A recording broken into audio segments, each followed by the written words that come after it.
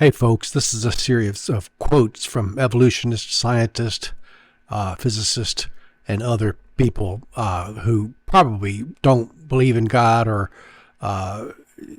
maybe acknowledge some superior being, but aren't religious at all. But anyway, these are their own words about some difficulties they have with evolution and the origin of life and things like that. So I'm going to read these to you as they come across the screen. You can pause them to look at the words themselves and things like that. But let me just show you this. So this is titled In Their Own Words.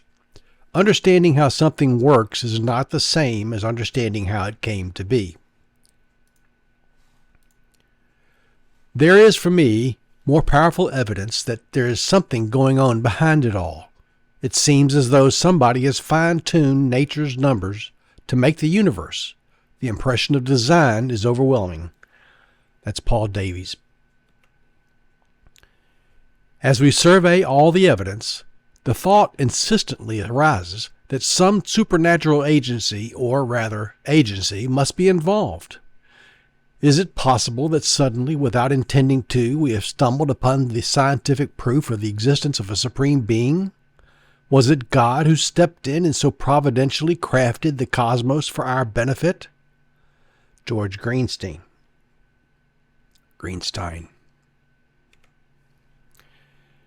A common-sense interpretation of the facts suggests that a super-intellect has monkeyed with physics, as well as with chemistry and biology, and that there are no blind forces worth speaking about in nature. The numbers one calculates from the facts seems to me to be so overwhelming as to put this conclusion almost beyond question. Fred Hoyle. For the scientist who has lived by his faith in the power of reason, the story ends like a bad dream. He has scaled the mountains of ignorance. He is about to conquer the highest peak. As he pulls himself over the final rock, he is greeted by a band of theologians who have been sitting there for centuries. Robert Jastrow. The successes of the Darwinian theory are limited to minutiae of evolution, such as the adaptive change in coloration of moths, while it is remarkably little to say on the questions which interest us most, such as how there came to be moths in the first place. Peter Saunders, evolutionary biologist.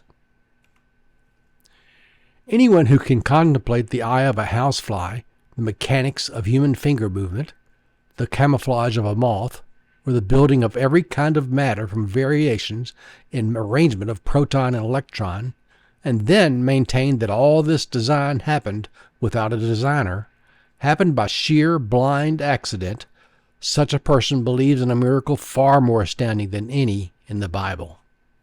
David Raphael Klein.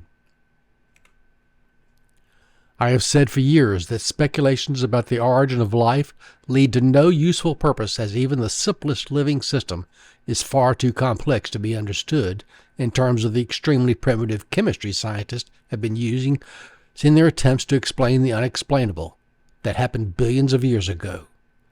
God cannot be explained away by such naive thoughts. Ernst Chain, Nobel Prize-winning biochemist.